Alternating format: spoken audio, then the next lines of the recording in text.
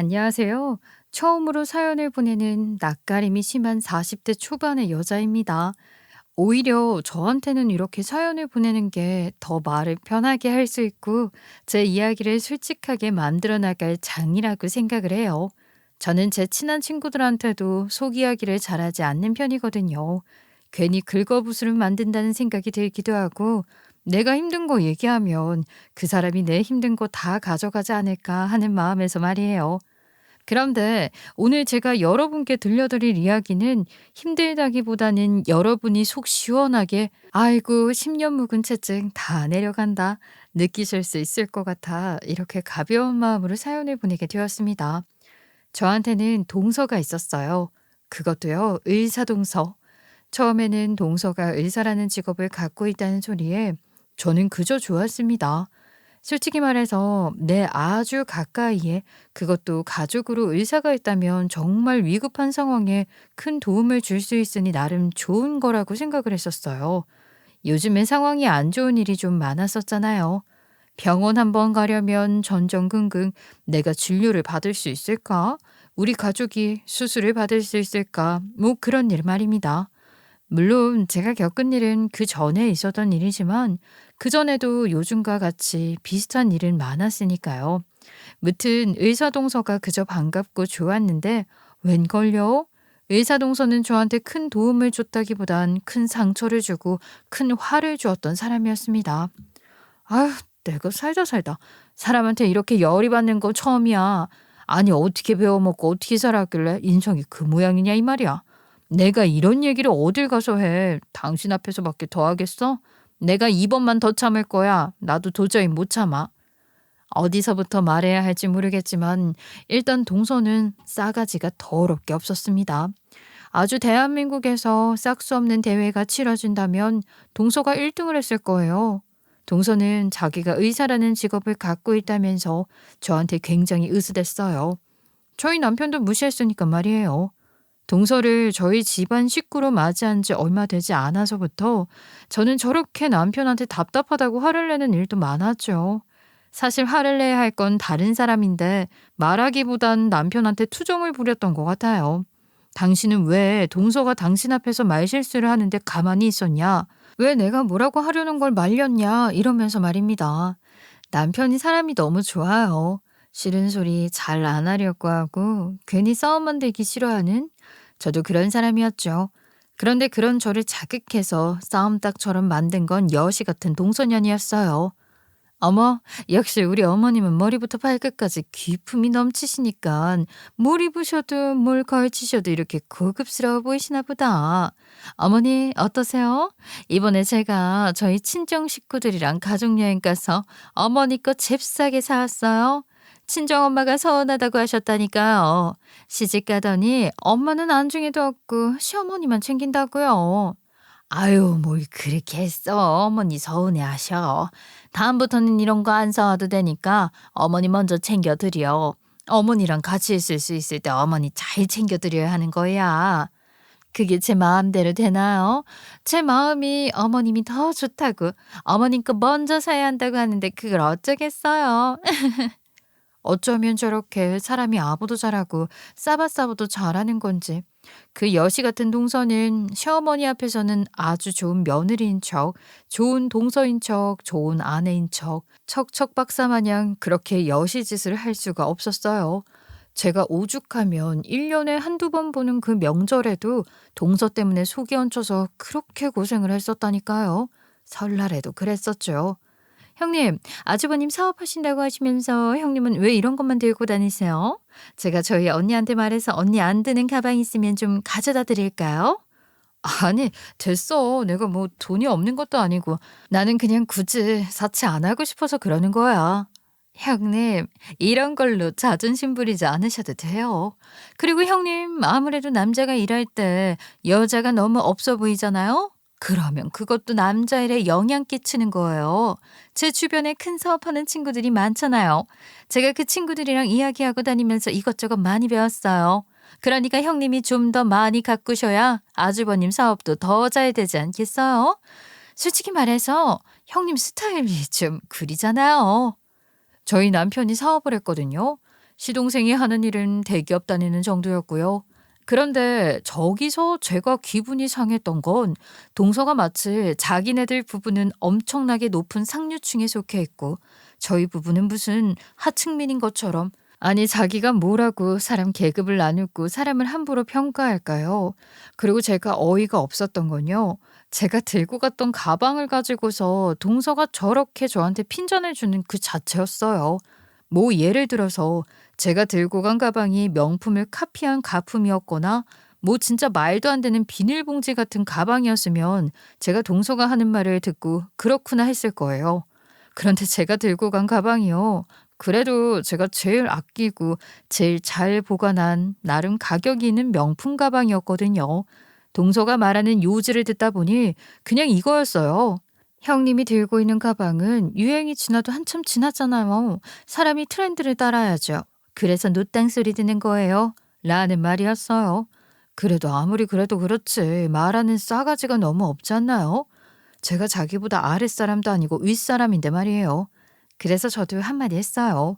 천만다행히 그때 마침 시어머니가 안 계셨거든요. 시어머니가 안 계셨으니까 저 여시 같은 게 저한테 말을 싹 수 없게 내뱉었었겠죠? 아유, 그러게 말이야. 동서 말대로 내가 우리 그이 사업 좀 잘 되게 하려면 잘 꾸미고 해야겠네. 그런데 말이야, 동서. 동서는 그렇게 사업 잘하는 친구들이랑 어울리고 다니면서 왜 동서가 개원했던 병원은 쫄딱 망하게 한 거야? 야, 여기서 제 사업 얘기가 왜 나와요? 형님, 뭔가 지금 착각하고 계신 것 같은데 제가 병원이 쫄딱 망한 게 아니라 그냥 제가 계획하에 일단 한 발짝 물러선 거예요. 제가 저렇게 말하니까 있죠? 동서라는 게 아주 부들부들 떨더라고요. 막말로 사람이 욕하려고 마음만 들면 너 한번 엿되게 만들어 보겠다고 마음먹으면 못할 게 어디 있겠어요. 머리카락 하늘 가지고도 트집 잡을 수 있다 이겁니다. 실제로 동서가 병원을 개원했다가 쫄딱 망하는 바람에 1년도 안 돼서 폐업을 했었거든요. 저는 그 약점을 알고 있었기에 동서가 저한테 저 따위로 개길 때 탁 하고 공격을 한 거죠. 동서는 제가 저렇게 자기 약점을 탁 꼬집으니까 말도 안 되는 소리를 해대는 거예요. 뭐? 자기가 다른 뜻이 있고 공부를 더 하고 싶었다고? 공부를 더 하고 싶었다는 소리를 하고 있네. 하여간 지 약점 잡히는 건 죽을 만큼 싫어가지고 어떻게든 핑계대는 계집애였다니까요. 제가 아무것도 모르는 줄 알고 딱 잡아떼는 동서 말을 들어보니까 시동생이 아무 이야기도 안 한 것 같더라고요. 뭐를 말 안 한 것 같냐고요? 참 이상하다. 동서랑 나랑 알고 있는 게 다른 건가? 근데 그럴 리가 없을 텐데. 남 일도 아니고 동서 일이잖아. 형님, 지금 대체 무슨 말씀을 하시는 거예요? 아니 뭐 낯소리라도 드시고 오신 거예요? 말씀을 좀 정확하게 해주셨으면 좋겠네요. 그래. 그러면 정확하게 말할게. 그러면 서방님이 나랑 우리 남편한테 거짓말 했던 건가? 서방님 말로는 동서병원이 환자가 하나도 안 와서 월세 내기도 힘들었다고.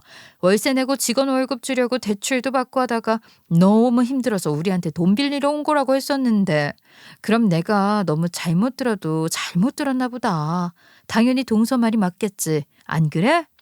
동서가 병원을 폐업하고 나서 시동생이 저희 부부를 찾아와서 돈을 빌려달라고 한 적이 있었거든요. 정말 너무 힘들어서 그런데 좀 도와달라고 말입니다. 당시 남편의 사업은 나름대로 잘 되고 있었고 저도 어린이집에서 아이들을 잘 가르치는 터라 둘 다 돈이 없는 상황은 아니었어요. 그래서 시동생한테 돈을 빌려줬었죠. 동서를 봤다면 돈을 절대 빌려주지 않았을 테지만 시동생은 정말 착하고 좋은 사람이거든요. 남을 배려해도 너무 배려하는 사람이에요. 남편이나 시동생이나 참 선하고 좋은 사람들입니다. 어쨌든 그렇게 저희한테 돈을 빌려서 자기 와이프한테 직원들 월급 주라고 이야기했을 거예요. 그런데 여기서도 배려하는 성격이 나온 거죠. 시동생은 자기 와이프한테 저희 부부한테 돈을 빌려서 준 거다라고 이야기를 안 한 거예요. 와이프 자존심 상할까 봐서 말이죠. 그러니 그 사실을 꿈에도 몰랐던 동서는 제 이야기를 듣고 얼굴이 확 붉어졌어요. 그리고 저는 마지막으로 최후의 한 방을 날렸습니다. 그런데 동서 나한테 명품 가방 갖다 줄 생각하지 말고 동서 명품 가방이라도 팔아서 대출 받은 거 어떻게라도 조금은 갚아놔. 페이닥터에다가 서방님 대기업 다닌다고 해도 그 대출 받은 거 갚는 데는 돈을 들여야 될 거 아니야? 안 그래? 건방진 것 같으니라고. 어디서 누구한테 함부로 이래라 저래라 핀잔을 주려고 말이야. 그렇지 않나요? 제가 저렇게 확 쏘아붙이고 나니까 동서라는 게 저희 시댁에 시집와서 제 속을 꽉 막히게 했던 그 모든 채증이 한 번에 내려가는 기분이었어요. 왜 어른들이 그런 말씀 많이 하셨잖아요. 10년 묵은 채증 확 내려간다. 제가 그거를 저때 알았네요. 이래서 사람이 나이 먹어서도 돈이 있어야 하는 거구나. 그런 생각도 들었다니까요. 실제로 동서는 저한테 저렇게 한번 된통 당하고 나니까 한동안 개기지는 않더라고요. 그래서 저는 다른 의미로 더욱더 많이 남편과 내가 돈을 열심히 벌어야겠구나 하는 생각을 했습니다. 노력을 하는 만큼 결과는 나올 테니 늘 노력해서 절대로 저 동서라는 것한테 무시당하지 말아야겠다고 말이에요. 마음먹은 대로 남편이 하는 사업은 잘 되어갔어요. 그러면서 저는 남편의 권유로 어린이집을 그만 접게 되었죠. 사실 일이 좀 있었어요. 한참 유치원 교사와 학부모 간의 갈등으로 힘들었을 때 말입니다. 뉴스에 드러나서 사람들이 알게 된 거지요. 그 전부터 그런 힘든 일은 정말 많았어요. 저 역시도 이래저래 상처받은 게 많았거든요. 아이들을 보고 있으면 너무 예쁘고 좋은데 어른들한테 조금 상처를 받게 되더라고요. 그러니까 내가 이제 돈 못 버는 것도 아니고 나 혼자 벌어도 우리 둘이 충분히 돈도 모으고 잘 지낼 수 있잖아. 일 좀 쉬면 당신 약도 금방 끊을 수 있을 것 같고 당신도 좀 쉬엄쉬엄 해. 당신 그동안 일한다고 제대로 쉰 적도 없었잖아. 남편은 그런 저의 상황을 너무나 잘 알고 있었고 스트레스 때문에 공황장애 약까지 챙겨 먹는 저를 위해서 남편은 제가 일하는 걸 그만두길 권유했어요. 그래서 저는 제 후배한테 어린이집을 넘기고 남편이 벌어오는 돈으로 열심히 살림살이를 꾸려나가기 시작했죠. 한 3, 4년 지났을 때였을 겁니다. 원숭이도 나무에서 떨어질 때가 있다고 영원할 것만 같았던 남편 사업의 호황기는 어느새 바닥을 향해 달려가고 있었어요. 그러면서 제가 모아두었던 돈도 남편 사업 살리느라 쓰게 되었고 갖고 있던 집도 담보대출 받아 남편 사업 살리는 데 또 쓰고 대출 받아서 남편 사업이랑 생활비에 쓰고 악순환의 반복을 걷다 보니까 남은 돈이 없더라고요. 정말 하루하루 살아가기가 벅차서 월급으로 받는 일은 엄두도 못 냈고 당일로 급여를 받는 일은 나가면서 저는 생활비를 그렇게 벌었어요. 남편은 회사를 살리려고 계속 사업을 붙잡고 매달려 있어야 했으니 제가 돈을 벌어야 했거든요. 상철 씨가 뭐래? 돈 여유 좀 된대? 상철이도 요새 딸내미 둘 다 영국으로 유학 보내고 사업도 힘들어서 여력이 안 된다네. 당신도 알잖아. 상철이 걔 이혼하고 나서 위자료에 재산 분할까지. 솔직히 그 자식도 자기 자식들 챙기는 것도 버겁지 뭐. 그래, 상철 씨도 많이 힘들겠지. 그나저나 그러면 어머니 칠순잔치를 어떻게 해야 되나? 그렇게 힘든 와중에 시어머니 칠순잔치가 있었어요. 그게 얼마나 스트레스였는지 모릅니다. 여기저기 돈을 구하려고 해도 상황이 잘 안 따라주고 말 그대로 너무 힘든 상황의 연속이었어요. 더군다나 저희 시어머니가 또 보통이 아닌 여사님이시거든요. 큰아들을 성공한 사업가로 키워냈었고 작은아들 역시 대기업에 떡하니 입사시키고 부잣집 막내딸로 태어난 시어머니는 자수성가한 저희 시아버지 만나서 계속해서 부유하고 고고한 여사님의 길을 걸어오신 분이었어요. 그렇다고 해서 사람이 막무가내이거나 뭐 그런 분은 절대 아니었고요. 다만 도리에 대해서는 좀 엄격한 사람이었어요. 장남이라고 해서 장남편을 무조건 들어주신다거나 하는 그런 분도 아니었고요. 일단 자식이라고 해서 내 모든 걸 다 내어주고 아낌없이 주는 사람은 아니었던 것 같아요. 어찌 보면 시어머니의 그런 이성적이고 객관적인 자녀 교육법이 남편과 시동생의 자립심을 키워줬던 것도 같습니다. 하지만 물론 서운한 게 좀 있었어요. 남편 사업이 좀 힘들어지니까 시어머니한테 돈을 빌리러 갔었거든요. 그런데 가서도 저희 둘 다 돈 빌려달라는 말은 못하고 빙빙 돌려서 말하기만 했지요. 그런데 저희 시어머니 눈치가 얼마나 빠른지 몰라요. 당신이 나서서 딱 잘라 말씀하시더라고요. 나는 말이다. 자식이라고 해서 무조건 다 내어주고 그런 사람 아니야. 내가 내 말했지? 자기가 하는 일은 자기가 책임져야 한다고. 정수 너 지금 와서 말하는 거 보니까 내가 하지 말라고 했던 확장 사업한 거 같은데 그게 혹시 잘못된 거니? 와, 저렇게 아무렇지 않은 척 무심하게 말을 툭 하고 던지면서 묻는데 남편은 거기서 싸움을 느낀 거죠. 그리고 한편으로는 자존심도 상했을 거고요. 결국은 아무 말도 못하고 돌아왔었어요.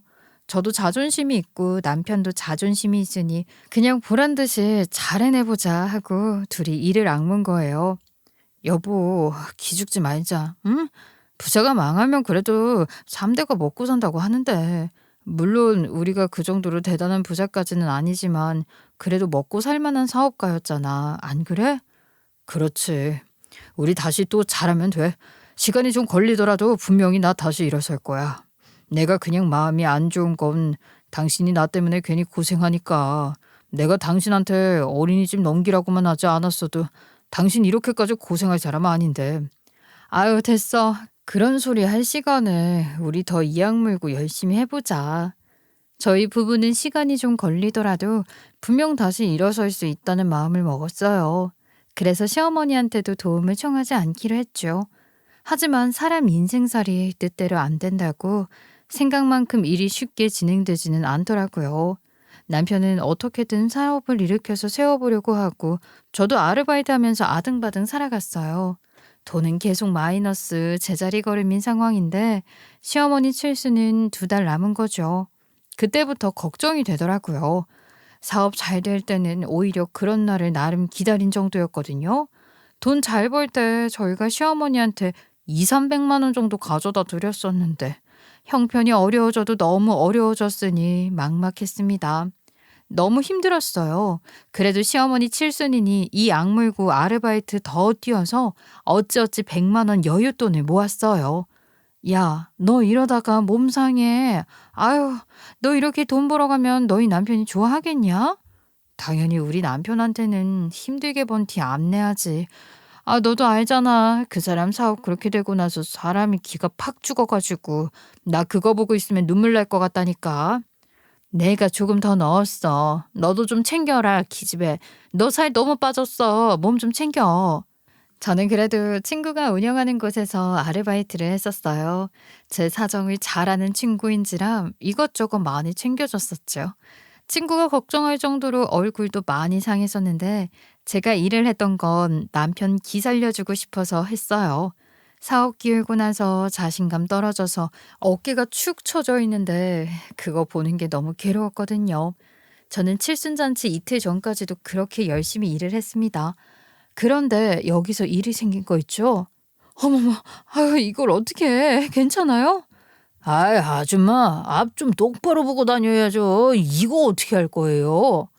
그날도 어김없이 친구 가게에서 서빙에 배달까지 하면서 다니고 있는데 어떤 사람이 저를 치는 바람에 들고 있던 음식 쟁반을 다 엎어버린 거예요. 그러면서 둘 다 넘어졌는데 아유, 이런 음식이랑 국물이 그놈 노트북에 싹 쏟아져 버린 거 있죠. 그놈은 자기 노트북 어쩔 거냐고 난리 난리. 아유, 뭘 어쩌겠어요. 제가 보상해 주겠다고 했죠. 어쨌든 제가 들고 있던 음식물로 인해서 그 사람 물건이 망가진 거니까요. 그런데 웬걸 다음날 연락이 왔는데 100만 원을 달라는 거예요, 글쎄. 아니, 무슨 수리비가 왜 그렇게 비싸냐 제가 물으니 원래 노트북 메인보드 같은 건 7, 80 나오는 건 우습고 비싼 건 100만 원도 넘어간다고 하더라고요. 결국 울며 겨자 먹기로 지불했죠. 뭐 민사를 한 해 만에 그런 소리를 하는데 그때는 덜컥 무서워서 보상해 줬습니다. 그러고 나니 돈이 똑 떨어져서 없더라고요. 여보, 내가 정말 미안해. 다른 날도 아니고 어머니 칠순날인데 내가 조심성이 없어서 일이 좀 안 좋게 됐어. 아휴, 어쩌지? 정말 미안해. 나 정말로 당신 기 살려주고 싶었거든. 당신 요새 어깨 축 처져서 다니는 거 그거 볼 때마다 너무 괴로워서 내가 당신 기 살려주려고 했던 건데. 저는 너무 속이 상해서 그날 남편한테 울면서 이야기를 했어요. 이런 일이 있었는데 그 사람 노트북을 내가 망가뜨리는 바람에 돈을 다 날렸다고 말입니다. 사실 뭐 울 일도 아닌데 그때는 그렇게 서럽고 모든 상황이 다 밉고 눈물이 났었어요. 제가 그렇게 펑펑 울면서 눈물 콧물 흘리니까 남편도 같이 울더라고요. 그게 지금도 너무너무 미안해요. 울 일도 아닌데 내가 울어서 남편이 같이 울어버리게 만든 게. 남편은 자기도 울면서 저를 꼭 안아주었죠. 그러면서 다 괜찮다고 우리 형편 아시니까 이해해 주실 거라면서 남편은 그렇게 절 다독여줬어요. 그래도 어떡해요. 빈손으로 갈 수는 없고 없는 돈 끌어모아 결국 10만 원 가지고 가게 되었습니다. 아유, 참 그렇죠. 없는 돈 끌어모은 게 10만 원이라니. 작은 돈 아닌 거 알지만 저희 나이에 그것도 시어머니 칠순에 10만 원을 들고 간다는 게 정말 민망하고 어쩔 줄 모를 일이었어요. 그렇게 칠순잔치에 가서도 저는 그 10만 원이 든 돈 봉투를 들고 안절부절 어쩔 줄 몰라 했습니다. 형님, 왜 그러세요? 무슨 일 있으신 거예요? 아마 봉투까지 들고 오신 거 보면 꽤 많이 준비하셨나 봐요. 역시 장남은 장남이네요. 큰며느리도 큰며느리고요. 너무 궁금하다. 형님이랑 아주버님이 얼마 준비하셨을지 저 너무 걱정돼요. 괜히 저희가 꿀릴까 봐요. 제가 돈을 적게 가지고 온 걸 눈치라도 챈 건지 뭔지 그날 동서는 당연스럽다는 듯 저를 보며 비웃었어요. 그런데 저는 뭐라 말할 수가 없었죠. 뭐가 되었든 동서보다 제가 돈을 적게 가져온 건 확실했을 테니까요. 동서는 분명 저보단 많이 준비했을 거예요. 폐업하고 어려웠던 것도 한참 전 일이고 당시에 동서는 페이닥터로 일을 하다가 다시 또 자기 병원을 개원하겠다고 할 때였으니까요. 기본적으로 의사랑 대기업, 꽤 괜찮은 조합의 부부였잖아요. 저는 돈이 없어서 꾸역꾸역 긁어 모은 10만 원, 5만 원짜리 2장밖에 준비를 못했는데 말이죠. 저희 부부 사정을 잘 모르는 시어머니는 저희 며느리들이 준 돈을 당신이 바로 이 자리에서 확인해서 자랑하시겠다면서 봉투를 여시더라고요. 내가 어디 한번 우리 며느리들 잘 얻었다고 사람들한테 자랑이나 해야겠다. 그러면서 시어머니가 봉투를 여시는데 동서가 내민 봉투에는 1,000만 원짜리 수표가 떡하니 머리를 내밀고 있었고 제가 내민 봉투에는 꼬깃한 5만 원짜리 2장이 고개를 초라하게 내밀고 있었죠. 시어머니는 꽤나 당황하신 것 같았어요. 저는 그런 시어머니를 보면서 얼굴이 더 화끈 달아올랐고요.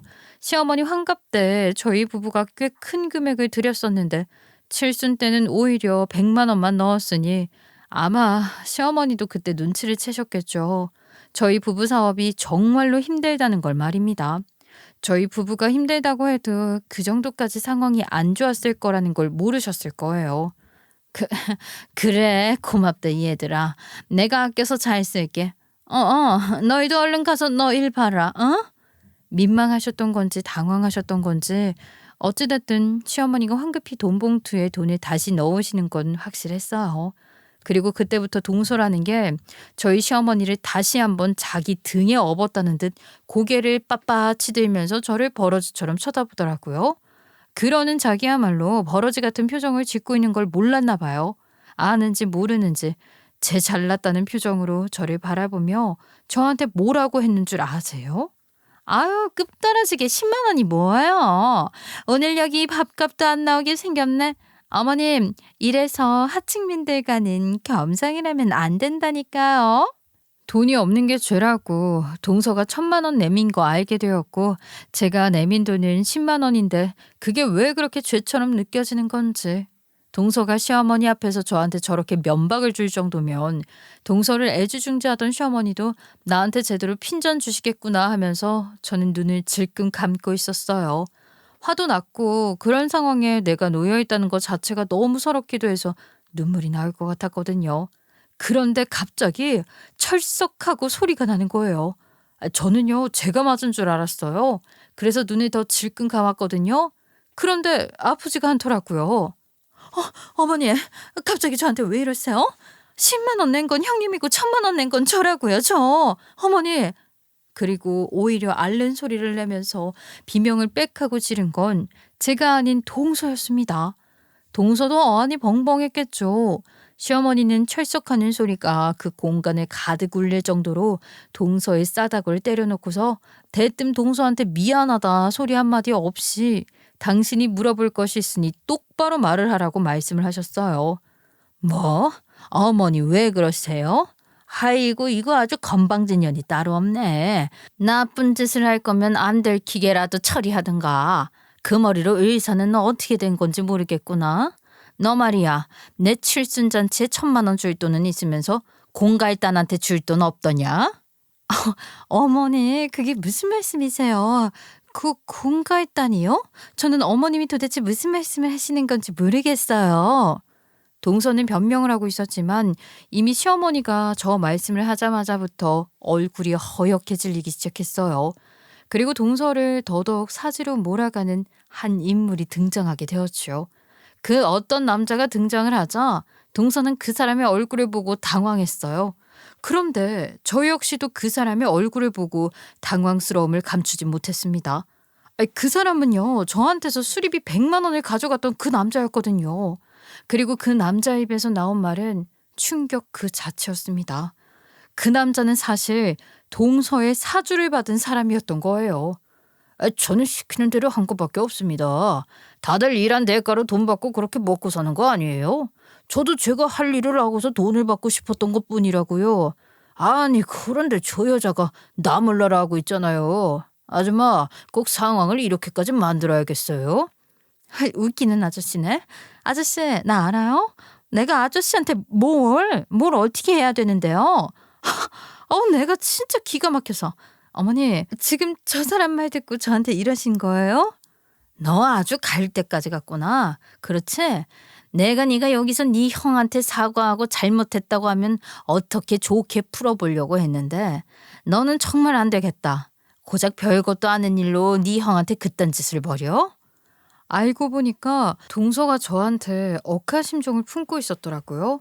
동서는 저한테 자기가 폐업했다는 거 들키고 망신당한 것에 앙심을 품고 있었어요.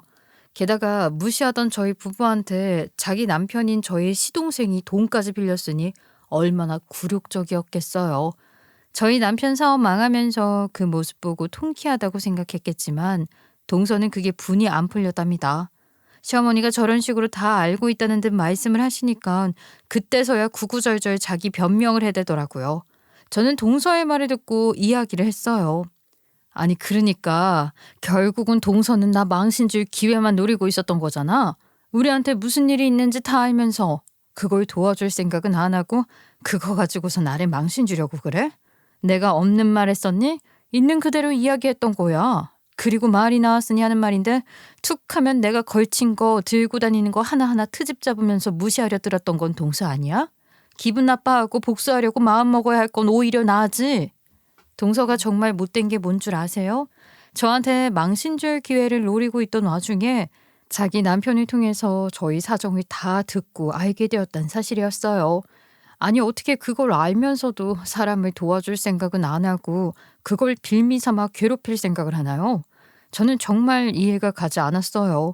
시동생이 그랬답니다. 우리 형 사업이 많이 어려워졌는데 곧 칠순잔치인 걸 알고 형수님이 엄마 칠순 때 용돈 드리고 싶어서 알바를 더 뛰면서 돈 모으고 있다더라. 우리 형이 가장으로서 면목이 없어서 울었다. 그 말을 듣고서 사람이 잘 됐구나, 괴롭혀야겠다 마음을 먹었다는 게 저는 너무 소름이 끼치고 끔찍했어요. 그 말을 듣고서 동서라는 게 저를 조져버릴 기가 막힌 생각을 떠올린 거고, 그리고 그 생각이라는 게 공갈단한테 사주를 해서 제 돈을 뜯어가라고 한 거였죠. 그런데 더 끔찍한 건 동서가 공갈단을 활용해서 무슨 일을 벌인 게 이번이 처음이 아니었다는 것이었어요. 내가 말할까? 네가 말할래? 아니면 이 사람한테 얘기하라고 할까? 너한테 얼마를 받기로 하고서 무슨 짓거리를 저질렀는지. 어머니, 그게 아니라 저도 다 이유가 있었거든요. 참네, 아줌마는 맨날 뭐가 그렇게 변명이 많네. 나한테 돈 주기 싫어서 변명을 그렇게 하더니만. 사모님, 제가 말할게요. 이 여자 이거 아주 웃기는 여자네. 상황이 갈수록 참 가관이었죠. 어쨌든 결국은 동서는 자기 잘못한 거 말하기 싫어서 입만 꾹 다물고 있고 동서한테 사주받았던 남자가 11,000화에 동서의 계획을 공개했습니다. 동서가 폐업해서 돈이 없을 때가 있었다고 했잖아요. 그러다가 결국 다시 페이닥터 취직을 했고 그런데 그 사이에 일이 있었던 거예요. 동서가 페이닥터로 취직하기 전쯤에 돈이 좀 딸렸었나 보죠. 동서가 도움을 좀 받고 싶었었나 봐요. 그런데 제가 앞에서 말씀드렸었죠. 저희 시어머니 보통 분 아니시라고요. 며느리한테 아무리 유하고 다정하신 분이어도 돈이라는 건 쉽게 내주시는 분이 아니었습니다. 그러니 저희 남편이 도와달라고 했던 요청도 거절하셨죠. 그깟 돈이 뭐라고 뒤에서 범죄 같은 짓거리나 저지르면서 네 시어미 나한테 그렇게 돈을 뜯어가고 싶었니? 너 정말 사람이 그러는 거 아니야. 공부를 잘해서 직업이 좋고 돈을 벌면 뭐 할 거야? 이렇게 인성이 바닥인데. 알고 보니까 동서가 공갈단을 이용해서 시어머니한테도 돈을 뜯어냈더라고요. 저한테 했던 것처럼 일부러 부딪혀서 명품 옷이나 가방 망가졌다고 배상해 달라고 하고 한 번은 또 시어머니가 차를 타고 운전기사랑 어디 가는 길이었는데 차가 너무 느리게 가니까 추월을 한 거죠. 그런데 갑자기 사람이 뛰어들어가지고 그 사람이 다치는 바람에 돈을 물어준 거예요. 뭐 이런 일이 일정 기간 동안 계속 반복이 됐던 거죠. 시어머니도 사람인데 몇 번 같은 일이 반복되니까 의심을 하게 되지 않겠어요? 그런데 또 신기하게 그런 일이 한 4번쯤 반복되었을 때 또 그때는 그런 일이 안 생기더래요. 그렇죠. 안 생길 수밖에요. 시어머니가 그런 일을 겪고 나서 가족끼리 모여있을 때 아무래도 뭐가 이상하다, 사람을 붙이든가 해야겠다는 말을 했었거든요. 그러니까 동서가 그때는 제 몸을 사린 거죠. 자, 그런데 여기서 뭐가 이상하죠? 시어머니는 이 사실을 대체 어떻게 알고, 그리고 공갈단 중개인은 또 왜 갑자기 시어머니 칠순잔치 장소까지 찾아오고 난리를 치냐? 아마 그건 동서도 궁금했을 겁니다. 아니 뭘 그렇게 입을 쩍 벌리고 쳐다봐? 왜? 내가 대체 네 그 더러운 짓거리랑 네 더러운 속을 어떻게 알았는가? 그게 궁금하니? 내가 아까 말했잖아. 나한테 1,000만 원 갖고 와서 개짓거리 할 시간에 네 앞가림이나 좀 잘하지 그랬니? 네가 이런 사기꾼 같은 놈이랑 엮어서 일 처리할 거면 너희들끼리 알아서 하든가. 그거를 왜 내 칠순잔치 하는 데까지 와서 쑥덕쑥덕거리고 난리야? 알고 보니까 시어머니는 동서랑 그 공갈단이 대화하는 걸 봤던 모양이더라고요. 그날 오전에 칠순잔치가 호텔에서 준비가 잘 되고 있는지 살펴볼 겸, 그리고 어쨌든 메이크업도 받고 한복도 대여해야 하고 하니까 시어머니랑 저희 며느리 둘 다 일찍 왔단 말이죠. 시어머님도 일찍 와서 한복도 입어보고 머리도 만지고 화장도 하고 예쁘게 단장하려고 준비 중이었거든요. 더군다나 시어머니는 오늘 주인공이니까 더더욱 신경 쓰고 있었고 말입니다. 그러다 시어머니가 차를 좀 많이 드셔서 그런가 화장실에 가시겠다고 일어나셨거든요. 그때 딱 보신 거예요. 화장실이 꽉 차 있어서 1층에 내려갔더니 저쪽 구석에서 동서가 어떤 남자랑 실랑이 하는 모습을 보였다는 겁니다. 아니 아줌마, 돈을 빨리 줘야죠. 내가 지금 내 얼굴 걸고 내 신상 걸고 아줌마를 놀아주는 건 몰라요? 아줌마는 원하는 거 다 받고 내가 무슨 아줌마한테 자원봉사하러 왔어요? 내가 받아야 할 돈을 정확히 달라 이 말이에요. 누가 돈 안 준대요? 아니, 왜 자꾸 여기까지 찾아와가지고 돈을 달라고 그러는 거예요, 지금? 그리고 목소리 좀 안 낮춰요? 이러다 사람들 몰려들면 나 그때는 당신한테 돈도 안 줄 거고 당신 명예훼손으로 고소할 거예요. 그러니까 좀 나가서 얘기하자고요. 동서는 그 남자한테 절절매면서 돈 줄 테니 나가서 이야기하자고 설득을 하고 있었던 거죠. 그런데 시어머니가 아무리 생각해도 그 남자가 어디서 많이 본 남자 같더래요. 그래서 계속 어디서 봤지? 어디서 봤지? 그렇게 생각을 하고 있는데 한 5분 뒤에 다시 동서가 와서 시어머니가 그때는 동서를 붙잡고 물어본 거예요. 너 내가 그때 물어보지 않았었니? 내가 정확히 기억한다. 작은 아가 저 남자는 누구니? 아까 뭐 다투는 것 같은데 그러니까 너 나한테 뭐라 그랬어? 별거 아니에요. 그냥 좀 이상한 사람인데 어쩌고 저쩌고. 너 나한테 안 그랬어? 와, 사모님 기억이 너무 좋으시네. 저 여자 사모님한테도 그랬을걸요? 좀 이상한 사람인데 사람이 워낙 안쓰럽고 불쌍해서 제가 몇 번 후원을 해줬었어요. 근데 돈에 미친 건지 자꾸 저한테 돈을 달라고 떼를 쓰더라고요. 딱 그랬죠. 지금 뭐 하자는 거예요? 조용히 하네요? 어머니, 이 사람 정신 좀 이상한 사람이에요. 어머니, 제가 아까 말씀드렸잖아요. 정말로 정신이 이상한 사람이라니까요. 정신이 이상한 사람이 대체 누구인지 딱 봐도 말도 안 되는 변명을 하는데 정말 어이가 없었어요. 그런데 저희 시어머니 정말 대단하신 게 그 모든 상황을 다 기억하고서 동서가 변명을 할 때마다 하나하나 당신이 기억하는 그때의 상황을 정확히 묘사하시더라고요. 그러면서 시어머니는 당신이 그 공갈단 남자한테 연락을 받았던 사실부터 좌르르 다 말씀을 하셨습니다. 공갈단 남자도 자기도 이제 뭐 될 대로 되라 식으로 마치 자기가 시어머니 편에 선 사람인 것처럼 사실에 쫙 풀더라고요. 그 말을 듣다 보니 저도 기억이 났어요. 시어머니가 화장실에 다녀오시고 나서 굉장히 찝찝해 하셨었거든요. 그러다 전화가 와서 전화를 받으러 잠시 자리를 비우셨었는데 그게 동서가 고용했던 그 공갈단 남자의 연락이었던 겁니다. 그 남자가 시어머니를 상대로 여러 번 공갈을 쳤었으니 합의금 달라 뭐 이런 연락하면서 시어머니 연락처를 갖고 있었던 거죠. 뭘 그렇게 째려봐, 아줌마. 그러게 아줌마가 나한테 약속한 대로 돈을 제대로 줬으면 내가 이렇게 아줌마 뒤통수 쳤겠어? 어? 내가 아줌마 시어머니한테 다 말을 했겠냐고. 그러게 내가 돈 달라고 할 때 제대로 줬었어야지. 그 남자는 동서가 자기한테 일 처리시켜놓고 돈을 제대로 안 주니까 제대로 빡이 쳐서 결국 저희 시어머니한테 폭로를 한 거였죠. 저희 시어머니도 참 대단해요. 그러면 이미 한참 전부터 그 사실을 알고 있었던 건데 그날 하루 동안 꾹 참고 계셨다는 거잖아요. 아마 저였다면 표정 관리도 안 돼서 진작에 동서 뺨을 때렸을 텐데 말입니다. 어쨌든 시어머니는 당신이 모든 걸 다 알게 된 그 순간부터 오늘 모든 사람들이 있는 당신 칠순잔치 자리에서 작은 며느리의 이중적인 모습을 폭로하기로 결심을 하셨던 거였죠. 동서는 자기가 고용했던 사람이 모든 가족이 있는 자리에서 자기 뒤통수를 쳐버리니까 더 이상 어떻게 발뺌을 할 수 없다고 생각을 했었나 봐요. 그제야 자기 잘못을 인정하더군요. 죄송해요. 저는 그저 저한테 모욕을 준 형님한테 망신 주고 싶었어요. 솔직히 말해서 형님이 저 그렇게 자극 안 했었으면 저도 일 이렇게 안 만들어요. 아세요? 내가 대체 뭘 알아야 하는데 동서는 지금 동서가 하는 행동이 다 잘한 거라고 생각해? 당연히 그랬어야 하는 일이라고. 동서 정말로 그렇게 생각하는 거면 동서 정말 인성교육을 다시 받아야겠다.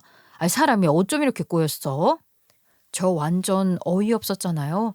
아니, 모욕을 대체가 누가 줬다는 거예요? 아니, 제가 무슨 홍길동입니까? 폐업한 거를 폐업했다고 말한 게 그게 잘못이고 죄가 되는 거냐고요. 그리고 시동생을 통해서 한 거라지만 동서 어려울 때 저랑 남편이 나서서 도움을 줬었잖아요. 그런데 이런 식으로 사람 뒤통수를 친다고요? 동서도 참 멍청하죠. 아니 1,000만 원 마련할 돈으로 지가 고용했던 그 남자한테 돈 줬으면 그 사람이 찾아올 일도 없었을 거 아니에요. 아마 그거 분명히 저 망신시키려고 지도 돈 없는 와중에 무리해서 마련한 1,000만 원이었을 겁니다. 저런 일을 겪고 났는데 시어머니가 동서가 준비한 그 1,000만 원을 받고 싶으셨겠어요? 그 자리에서 바로 집어던지셨어요. 그리고 그 착한 시동생도 자기 와이프가 자기 뒤에서 자기 가족들한테 그런 짓을 행했다고 하니 정남이가 뚝 떨어진 거죠. 그 자리에서 바로 이혼하자고 했다니까요. 그 뒤에 실제로 동선의 부부는 이혼을 했고요. 정확히 말하자면 동서가 이혼을 당한 거죠. 참교육도 당했어요. 형수, 정말 죄송해요. 형, 내가 정말 미안해. 그 사람 분명히 형이랑 형수한테 사과 제대로 안 할 것 같아서 내가 대신 사과할게. 정말로 미안해요, 형수. 내가 못 살아. 서방님이 왜 죄송해요? 서방님이 잘못한 게 어디 있다고. 저 서방님한테 서운한 거 없어요. 내가 서방님 성격을 몰라요? 나쁘게 생각 안 하고 있고 서방님한테 오해하는 거 하나 없으니까 그런 말 마세요. 그래도 그저 죄송할 따름이에요. 제가 정말 면목이 없습니다. 시동생은 면목 없다고 저희 부부한테 찾아와서 사죄를 하더라고요. 자기네들 어려울 때 저희 부부가 나서서 도와줬는데 와이프라는 인간이 저딴 짓을 했으니. 그리고 제가 동서가 이혼을 당한 것뿐만 아니라 참교육도 당했다고 말씀드렸었죠. 그게 뭐냐면 동서가 페이닥터 일하다가 다시 뭐 자기 병원 차리겠다고 깝죽거릴 때 시동생이 돈을 좀 많이 해줬던 모양이에요. 시동생 입장에서는 동서가 그냥 페이닥터로 쭉 일을 했으면 좋겠는데 지가 하도 병원하고 싶다고 노래를 부르니까 어쩔 수 없이 병원을 차리는 걸 도와준 거죠. 그런데 그거는 부부일 때 일이고요. 이혼하게 된 마당에 그것까지 기부하겠어요? 동서한테 그 돈 깡그리 받아냈답니다. 이혼 준비하면서 그때 내가 알았어. 아, 이 여자한테는 내가 남편이 아니었구나. 가족도 아니었구나. 그 여자는 나한테는 병원 수입이 좋지 않다고 했었거든요. 내가 형한테도 말했었잖아. 이래저래 힘들어하는 것 같다고. 그런데 그거를 다 뒤로 빼돌렸네. 형수, 그 여자 진짜 제정신 아니었던 거 확실한 것 같죠? 동서가 제정신이 아니라는 걸 시동생은 이혼을 하면서 알게 되었다고 했어요. 그런데 얘기를 들어보니까 그 전동서라는 여자가 아주 그냥 생양아치 짓거리를 다 했더라고요. 그 기집애 웃긴 게 병원을 새로 개원하면서 번 돈을 지 혼자서 그냥 홀라당 써버린 거 있죠. 저였으면 내 남편이 내 병원 차려주겠다고 무리해서 돈 줬음 그거 어떻게든 바로바로 갚으려고 애를 썼을 것 같은데 전동서 머리에는 그런 생각이 아예 없었던 것 같아요. 결국은 지가 한 짓거리 때문에 지발등 제대로 찍었다니까요. 원래 부부 사이에 돈을 빌려줘도 그게 서로 받아내고 주고 하는 게 쉽지가 않잖아요. 그런데 알아보니까 이게 예외적으로 돈을 가정생활을 위해서가 아니라 혼자 독단적으로 사용했다면 그때는 채무관계에 대한 지급 명령이 떨어질 수도 있다고 하더라고요. 저도 자세한 과정은 몰라서 그걸 어떻게 증명했는지 모르겠지만 참 그게 증명하기 쉬웠던 게 아니었을 텐데 동서라는 게 얼마나 자기만 써댔으면 지급 명령이 떨어질 정도로 그랬겠냐고요. 그런데 그 여자한테 돈이 어디 있겠어요. 결국은 그 여자 저한테 위자료 주고 저한테 빌려갔던 돈 다 갚으려고 자기 친정 부모님 대출받게 했어요. 그러면서 나한테 연락 와서 뭐라고 한 줄 알아요? 자기 친정 부모님 대출받아서 저한테 위자료 주고 돈 갚는 거니까 좀 깎아달라고 하는 거예요. 여러분, 너무 찌질하지 않나요? 자기가 잘못해서 자기 부모님까지 고생하는 거. 아니, 그거를 왜 내 시동생한테 얘기를 하냐고요. 자기가 잘못해놓고 공부머리만 있지 인성은 쓰레기인 게 맞았다니까요.